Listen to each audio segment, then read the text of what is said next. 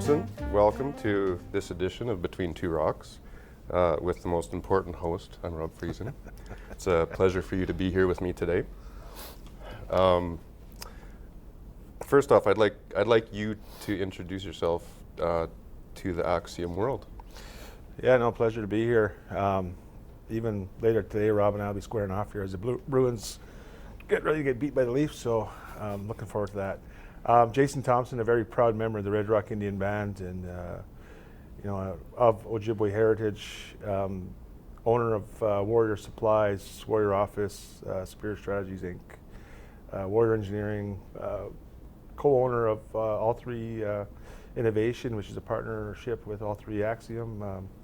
Yeah, very proud father, grandfather, and still kicking around to today. So, and happy to be celebrating my 50th birthday with you folks. So, make much for the opportunity. Well, I can't think of a better present for you than sitting here next to me. I know. I've got to know you over the years, and I would say I appreciate your values and what you bring into each meeting. Can you give us some background about your beliefs and how you approach industry in general?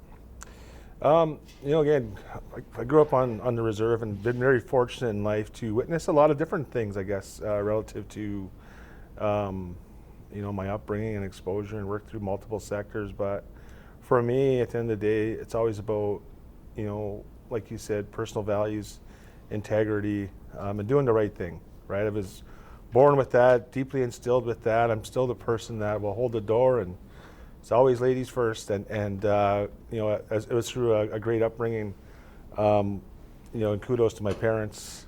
I've definitely benefited from that and bring that to every day, right? When you, I guess, be true and honest, you don't have to worry about covering your tracks. You just do what's right. And, one of the key things for me, and, I had a former chief, my good friend, Will Windigo, asked me, he says, when you speak on panels and you speak at events, he said, you speak with so much passion for our people. He says, and why do you do that? I said, you know what, Chief? I said, one of the reasons why I do it, I said, I watch my dad, who's my mentor. He's still the greatest person I know, but he lost his voice. He's a very quiet man. He wouldn't be participating in events like this. He'd hang his head, but a very smart man. So for me, it was about giving him a voice, giving him his voice back, but also other Indigenous people who lost their voice through the history of colonization. So for me, it's important to get that message out, and it's important that we look at ways of doing things differently, and things that make change and create positive change. And for me, it's also the fact that we're still losing our Indigenous youth at a high suicide rate. We're the largest demographic of youth suicide still, and what we want to do is we want to bring hope to people, right? And change that mindset. So taking your life shouldn't be even a thought that enters your head. And that's why everything I do is with so much commitment, passion. And when I'm sitting on a panel or doing an interview, it's with those youth back home that it's always in my head, right? It's not about me or who I am. I just was fortunate enough to be given a platform to be able to talk a little bit. Not a lot. Well, you're up. Do your wings ever get tired? Always. Yeah. No, always. That happens. Yeah. How do you bridge that gap between family and community, which are obviously very important to you, and industry, which has other drivers and focus? I don't know. I think for me, it's a natural transition, right? I said, like, just being me is who I am, right? I think. And you think that's enough? I'm hoping. It's been enough for 50 years. I've been married for 28 years this year, so I think it's enough. But for me, again, it's well, I don't care if I'm talking to a janitor or the CEO of a company. They're going to get the same amount of respect, and I'm going to talk to them like we're all just people, right? And for me, it's really a simple transition because I'm not faking anything, right? So again, and I truly value that, and I enjoy working with good people. And I think honestly, at the end of the day, you get a really good and simple vibe from people, whether you vibe with them or not, and you pick that out. And whether it's industry or life in general, there's people that I've met that since I was a young fella to right now that are still my good friends, and I truly cherish that. So it's just, again, what you see here is what you get. You meet me on the street, I'm the exact same person. So. Mm-hmm. Would you mind walking us through, you're involved in a lot of companies and initiatives. Yeah. Could you walk us through the companies you represent and lead and what you do for the sector? So started out in business 15 years ago doing health and safety training. Like my background is in human resources. I graduated from Confederation College. And the health and safety focus has been something that we've built in and entrenched within our companies. So if you look at through the process and the branding of our companies, everything we do within our companies is around this whole warrior mindset, where the warrior within the Indigenous culture is the helper protector, not the aggressor, which some may seem to think. But if you look at it, so we created Superior Strategies 14, 15 years ago, doing health and safety training, consulting. We got into the supplies, on safety supplies, industrial custodial supplies. Purchased the office supply, rebranded it Warrior Office, so selling office supplies. And then Warrior Engineering kind of branched out from some project management work we were doing through Superior Strategies. And honestly, it was through our partnership and work with the Ministry of Transportation. And I got to give kudos to those folks. They're truly leaders when it comes to inclusion. They see it, they're doing things differently. So very proud to say we started Warrior Engineering, which became one of the first Indigenous approved RAC certified contractors for the Ministry of Transportation. So it's been over 2 years now with that business, and then all three innovation with our partners out in Saskatchewan. Very proud of that. We have MMK Supply and Birch Narrows, Dene Economic Development Corp. See a lot of opportunities there, and then meeting great folks like you folks through those endeavors. We also have Warrior Power Supplies, which is our battery company and sells everything batteries. So at the end of the day, we have made it truly pretty darn easy to do work with an Indigenous business. And I come at it from this philosophy where, I truly believe that, the customers should not be paying a premium all the time to work with an Indigenous business. And I know I say not all the time, because there are circumstances where I've experienced it as an entrepreneur. It's tough to be competitive in a very competitive world, and so working as hard as I can with our suppliers to get our pricing down, so we're competitive, but we're also bringing service. I use oftentimes the Indigenous opportunities to crack the door open, but once I get in there, it's all about the service and the work we perform, and I want to do it to the best of our abilities and blow our customers away so that they keep coming back, right? Because I know there are some stereotypes out there. We know it, right around Indigenous business being second or third class. But give us an opportunity and you'd be pleasantly surprised with the results. And I think for us, relative to the sector, again, I think it's going in with some, or the ability to take a risk, I guess, take a chance and say, give us a shot, right? Because at the end of the day, we're truly committed to our partnerships, and as someone who's been married for 28 years and been with my wife since high school, I demonstrate commitment, I show commitment. Also a Leaf fan for 50 years and never seen him win the cup. You're a sucker for punishment is what I'm hearing. a little bit of that. But again, it's truly about building relationships, and one of the things that I've always really respected was traditional territory, and if it's an impacted community, work with those communities to build as much capacity as they can. It's not just cutting a check for me, it's about building capacity and giving people hope. And that's something that's near and dear to my heart. It always has been, always will be. And we want to help the communities maximize. So if the industry is looking for a true Indigenous company that's committed to building capacity and sustainability, we're it. We've demonstrated that, we continue to demonstrate that, and I'll continue to demonstrate that as long as I have a voice and have the energy to give. Perfect.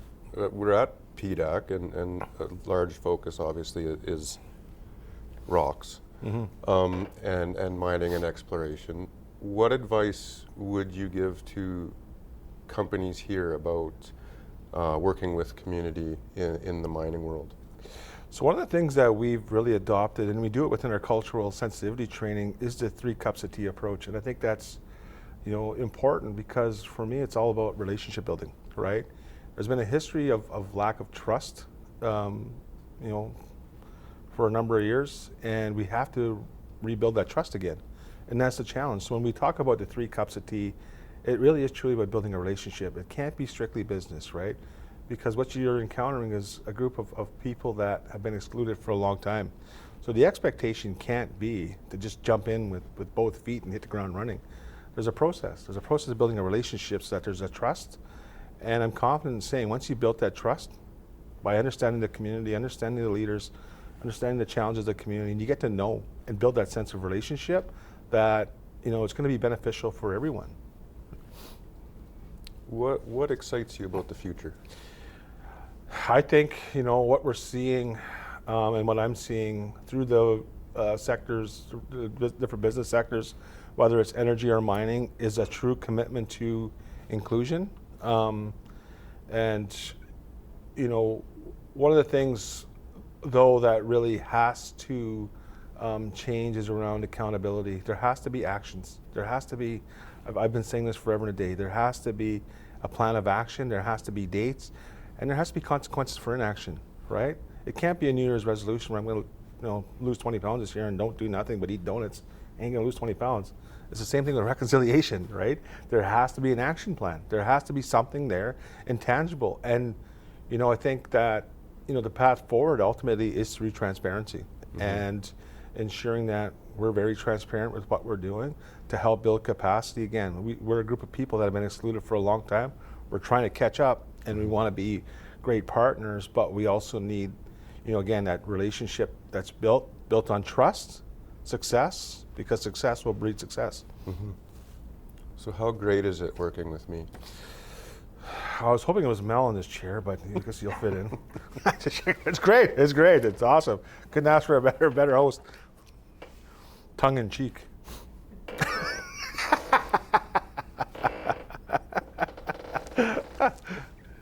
Do you have any questions you'd like to ask me? At the end of the day, I know you're very passionate about what we're doing together, and as you get to see what's going on in the reconciliation world, where do you see it going? And from your perspective, are things moving quick enough? I have to be serious. This is gonna be Give me a second.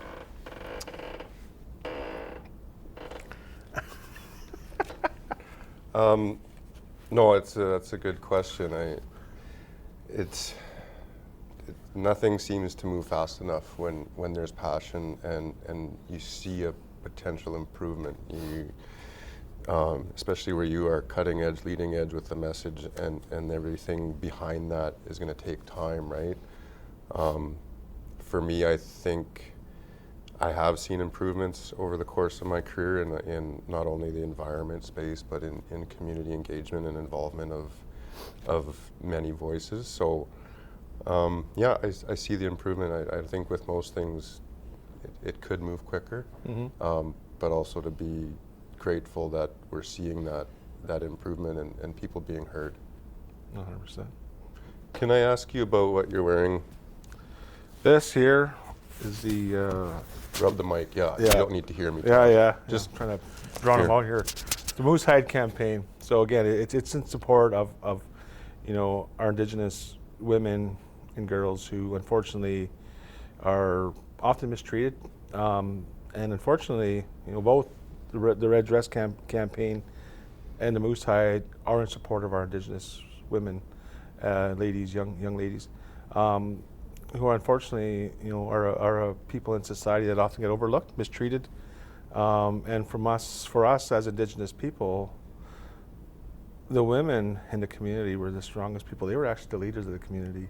And that's why it's troubling. And unfortunately, since, the arrival of the settlers, that concept from the women being the major part of the community to, unfortunately, where we're at today, change with the arrivals of the settlers. So we're working hard to get that back to a place where, and we're seeing a lot more women chiefs. Our chief for the AFN is also a woman. And, so for me, it's important, right? It's important. And, we share that support and solidarity, because I think, what I've been witnessing throughout my lifetime is this change now. We're getting our voice back, we're getting our strength, and it is through, the participation and ensuring that our women have a voice is important, right? And they're respected, and this demographic of and unfortunate trend of our women being abused, stolen from our lands has to stop. And it's important that we do something about it, and we give a voice. And so for me, it's important that we honor that. And again, I'm very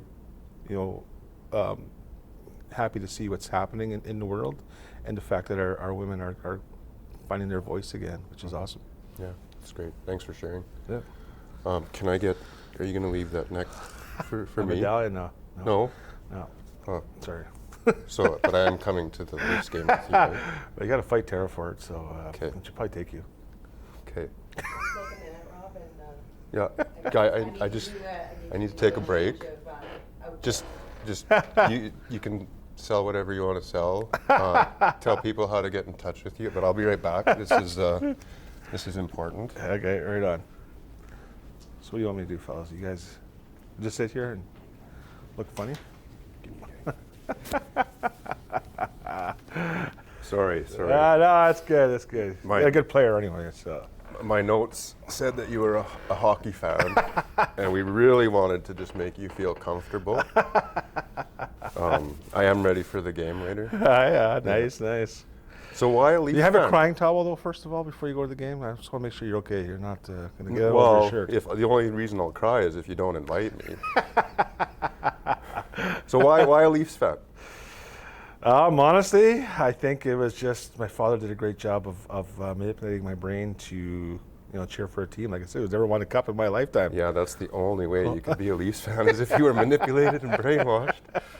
That's what it is. Yeah. I'm not going to lie. I thought they were a golfing team at first. Oh, yeah, maybe. No, thanks. Is there anything how do people get a hold of you? You're very involved. You do good work. It has been a pleasure working with you as Axiom in our initiatives. How can people get in touch with you? Well, we obviously have multiple, businesses and websites. I'm very active on LinkedIn. By all means, reach out. And we have Warrior Supplies. WarriorSupplies.ca is our safety, industrial, custodial website. And then if you reach out via email or through WarriorOffice.ca, it's our access to our office supply company. And we're very proud to say that our partners within Warrior Office is Hamster and Avexco. So we're a dealer distributor for them, which is Canada's largest office supply company, and we can deliver and drop ship coast to coast. So Rob keeps cutting wind here.